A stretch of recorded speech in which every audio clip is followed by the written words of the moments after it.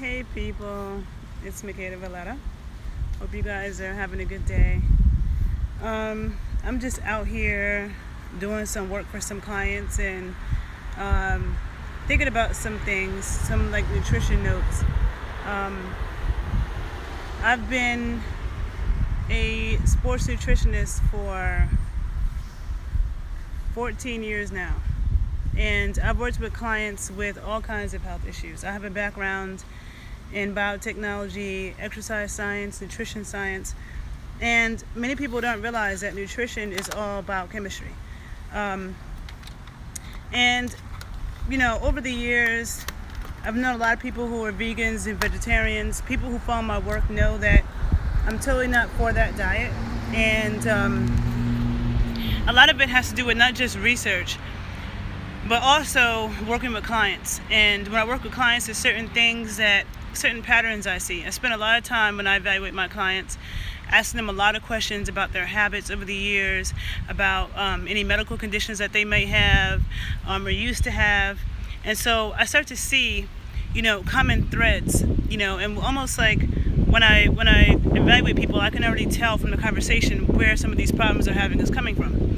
So I have this one particular client that I've been working with who has glaucoma, older man, and I'm listening to him tell me about how he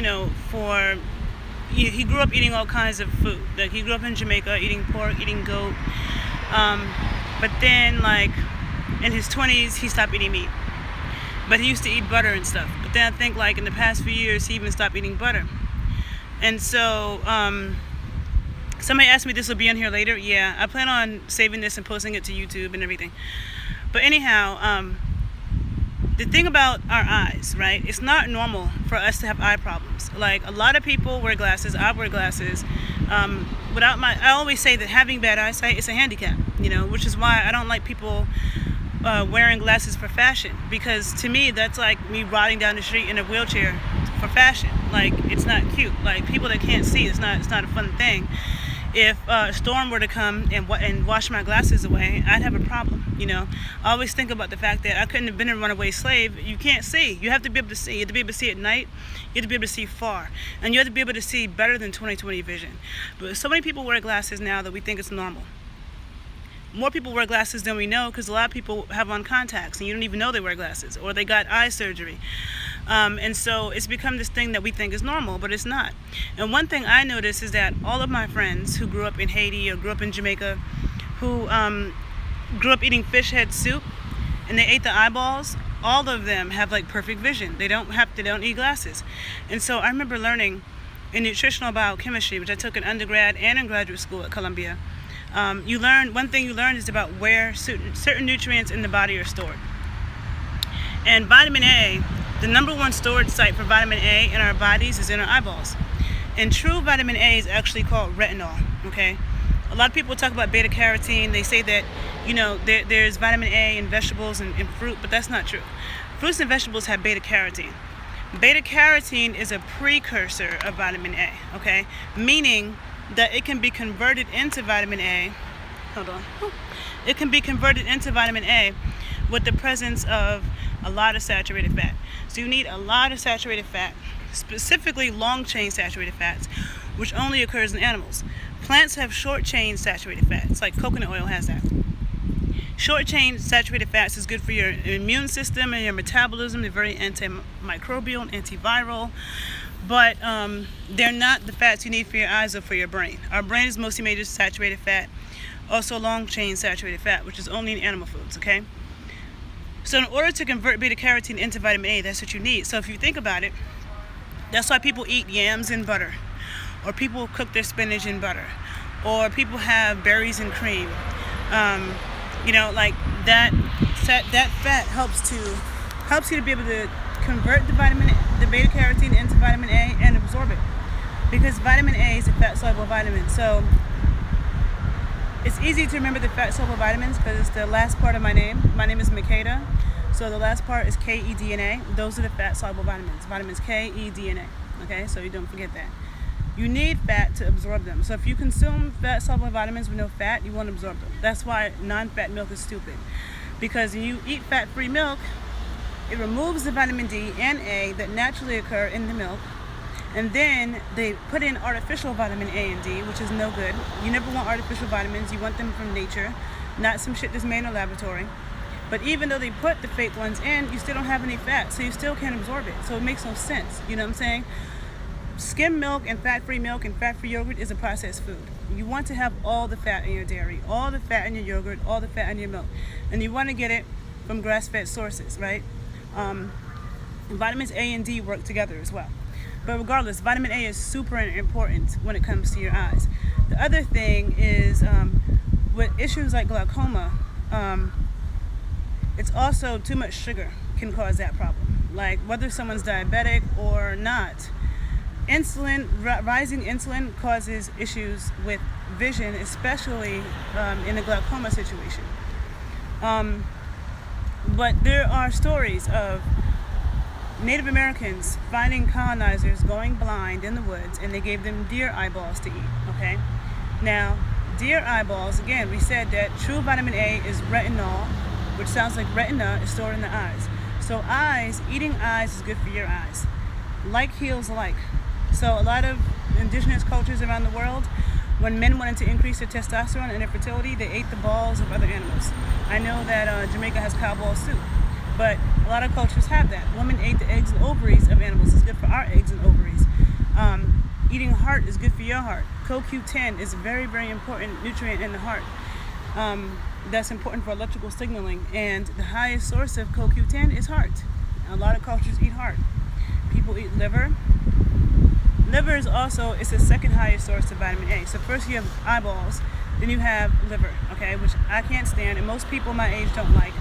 A lot of older people like liver, but whenever I meet younger people who like liver, I'm always saying, like, especially with women, because it's also a really good source of iron, that women who are anemic or having iron issues, eating like liver once a week can make a big difference. And it's better than iron supplements, which is also very toxic. I could talk about that in another video, but basically, iron as a supplement, it feeds the bad bacteria in your gut. It also feeds cancer cells. So you do not want to take iron as a supplement. You want to get it from food. Iron from plants is inferior. Like, you need a lot of vitamin C so with iron you have heme iron and non-heme iron. Heme iron comes from animals, non-heme iron comes from plants. Non-heme iron is not really absorbable unless you have a lot of vitamin C or you have heme iron. So consuming spinach and steak, okay, or spinach and a lot of lemon on it, you know. But the steak is even better because then you're getting iron from the steak and you're getting iron from the plants, and the steak iron, the animal iron, is helping the plant iron. We're omnivores. I will always say that. Like, I will never ever be a fan of vegan diets. It doesn't make sense to me scientifically. It doesn't make sense to me historically. There are certain nutrients that are only in plants, and only in animals. There's certain nutrients that are only in plants, certain nutrients that are only in animals. I'm going to do a video about that because there's a long list of nutrients that's important for your brain, for your eyes, for your gut, for your bones, and for your muscles that are only in animal foods. So anyhow, getting back to vitamin A. So you have eyeballs, you have liver, and then you have egg yolks. Egg yolks from pastured chickens. Chickens that were running around eating insects, eating bugs, and eating plants, because chickens are also omnivores. They're not vegetarians, so when you see that chickens have been fed vegetarian feed, that's not good, because chickens are omnivores. So when you're getting eggs from chickens that are running around in the grass, you know, getting sunlight, doing what they do, those egg yolks are usually orange, which is an indicator of a lot of vitamin A. And so I'm just seeing, you know, with this one particular client, his habits and how his habits have gotten more and more restricted over time. And he barely has any fat, especially not any animal fat, in his diet. And his eyes have gotten worse. And I see this pattern. So when I see these kind of things in clients, like, you know, my knowledge, it comes from the science book knowledge, because chemistry is chemistry. It comes from, you know, working with tons of clients. Not just saying, oh, I did this on myself. Like, yeah, I do a lot on myself, and I've used a lot of what I know on myself. But it's not just about me. It's also about working with so many people. A lot of people will say, well, you know, well, I made myself look like this, or I did this with myself, so that makes you an expert. It doesn't make you an expert. It's working with a lot of other kinds of bodies. Can you help other people? Can you take other scenarios and figure out the issues and make it better? you know. That kind of experience counts for a lot to me. And so for me, it's all those things that I pull from when I think of what I would do to my own body and what I would tell my clients. Because I take what I do seriously. I don't experiment, you know, and I don't do things that haven't been proven to work over the test of time. Time will tell. Time is everything.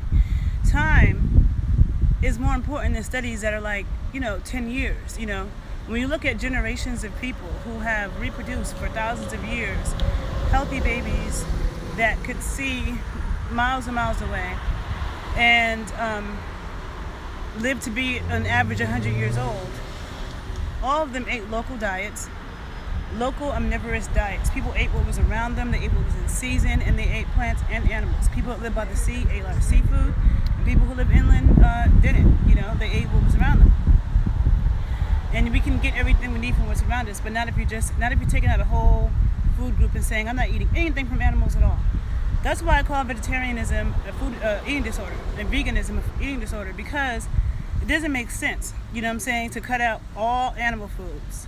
Even when you're dying of some shit or your body is all fucked up and you have serious deficiencies and the only sources are in animals, or the best sources are in animals, and you still won't eat it because of whatever reason makes no sense. No, you shouldn't get animal foods from the commercial food industry, but you shouldn't get plants from the commercial food industry either. All food from the commercial food industry is bad. I'm always a proponent of getting your food from local sources, local sustainable agriculture, going to farmers markets, because the plants from the commercial food industry are just as bad. They've been genetically modifying plants since before any of you were even aware of it. Like I said, my background is in biotechnology. It's all about genetic engineering. There's so much that people don't understand about genes that we don't understand. So even when you take like those genetic tests that tell you where you come from, they're highly flawed. So you can't take that for fact either. You know what I'm saying? But all this like GMO, scientists really don't know what it does, but they do know that it recombines and it can cause all kinds of issues. There's so many things that have been put in our food that is not inspected, was not tested. People think that the FDA and the USDA are doing those things, but that's not what they're doing. It's all about politics. And there's actually a good book written called Food Politics by Marion Nestle. And it was required reading in my graduate program, and it showed me a lot. So for me, when I deal with my clients in nutrition, I look at the best sources. I'm looking at their diet, their habits, what's going on with their body. I'm thinking, what is this person's source of iron? What is their source of vitamin D? What is their source of calcium? What is their source of vitamin K? What is their, and certain fats. And I'm looking at all those things. And then, like, I can see certain things, And so it's really, I have had to revive so many men and women who have messed up their body so bad from being a vegan for so long, and have messed up their kids, particularly their sons. I've seen a lot of women whose sons have issues. They're not really speaking, and they're like 4, and they're all like on vegetarian diets and vegan diets when they were pregnant. Now, yes, you can say that you can point to some people who are vegans who seem to be fine, but you can also point to people who eat McDonald's every day who seem to be fine. Does that still mean it's healthy? Not necessarily. And like I said, time will tell. Let's see how healthy their kids are when they grow up and they're fully grown, and then their kids. Nutritional depletion happens over generations. So somebody could be a vegan as an adult, but maybe their parents grew up eating like liver and oxtails and chitlins and all these different organ meats that people think is gross now. So then they got a lot of good nutrition from their parents and their grandparents. So now they're grown, they're like, I'm going to be a vegan, and they might seem fine, but that's because they were given so much good nutritional stores from their parents and their grandparents that they're not feeling the depletion that veganism is causing right now. But you never know how they're going to feel in 20 years, 30 years, or how that may manifest in their children. I just don't see a good reason to do that. I don't. I've seen way more damage. And it's just a fact that we're omnivores. There's so many things to point to for that. And so, yeah, I just was sitting here thinking about it. I just, I'm always researching because, I'm always helping people, and I just see a lot of things.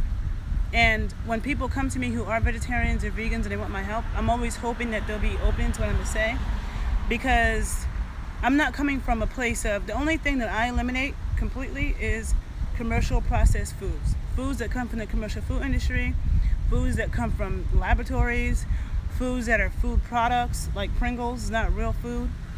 Cereal is another one of those things. So you'll never see me promote protein shakes and nutrition bars. All that's processed bullshit with a bunch of artificial vitamins in it. You don't want to consume that. You can check out my YouTube videos on this topic. I have one about toxic protein powder. I have one about Herbalife.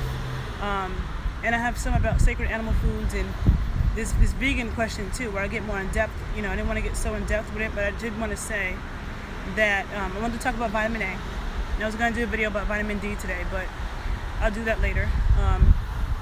Because vitamin D, we also need animal fats and cholesterol, which people don't realize. They think it's just about the sun, but it's not. We need cholesterol too. Vitamin D actually is made from a cholesterol precursor. So you can have serious vitamin D issues if you have no cholesterol in your diet, even if you get all the sun in the world. So, but I'm going to talk about that in my next video. So I'm always available to evaluate clients. I have clients everywhere that I work with. My approach to nutrition is traditional foods, foods that have shown to work over generations. If you want to do more unbiased research and good research, I highly suggest looking at the book Nutrition and Physical Degeneration by Weston A. Price.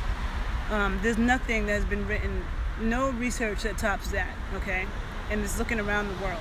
So I highly suggest that. You can also look at Real Food by Nina Plank. She goes into the politics behind the research and the propaganda that makes people think that veganism is what you should do, and that is coming from commercial food industry. Because look, when there's more vegans and vegetarians, they can sell more food products. Then they start selling you vegan cheese or whatever that is, and vegan ice cream and vegan hot dogs and shit. If you're a vegan, why do you want to eat vegan hot dogs? Why do you want to eat vegan bacon? Why do you want to eat vegan cheese? Why are you trying to make imitation animal food? That right there is processed. And it's not traditional. You're not going to go anywhere in the world where somebody's grandmother grew up on vegan cheese. You know what I'm saying? You're not going to go to Africa or Asia or Europe or the Polynesian Islands or Mexico or Brazil to somebody's old brother's house and they're like, oh yeah, I've been making this cashew cheese. You know, I learned this recipe from my grandmother. And we're going to eat raw kale, which also is not good for you. As a black American, kale was something I actually grew up eating, but my mom cooked it, just like she cooked collard greens. Nobody was eating raw kale. Raw kale is actually not good for you. But this new age thing of let's have kale chips and kale salad and raw kale. No, raw kale's unhealthy. And I don't know of any traditional food, any cultures that eat raw kale. Okay, vegetables actually need to be cooked with a fat or they need to be fermented. But that's a whole nother conversation. So there's a lot of things I can point you to look at if you really want to learn more and you don't want to read like a lot of nutrition propaganda which is tied to food industry shit. Just think about, you know, I mean, soy milk, coconut milk, no, like let's say almond milk, all that stuff. Those aren't traditional foods. Almonds don't make milk, but people have been drinking cow's milk and goat's milk and sheep's milk for generations. Camel's milk. I mean, what are you going to eat in the desert? I mean, even the Maasai, they consume cow's milk. So milk is not bad if it's raw, it's grass-fed, it's coming from healthy animals. It actually is superfood. And I have videos on my YouTube channel where I talk about all these things in depth because I could talk about this for hours and get really scientific, but I have videos where I get into that. So I guess these are some vitamin A tips for you. And so a few little points about why I'm not about veganism. And so I'm always available to evaluate people even from a distance. So if you're ever interested and you're ready to really take your body to a higher level in an unbiased way based off of real research and experience, then I'm here to help. I work with people with all different kinds of issues and imbalances. And you can always reach me at thebodyscientist81@gmail.com. And you can follow my YouTube page, The Body Scientist 81. I hope you guys found this video to be helpful and have a good day, people. Let me turn this off.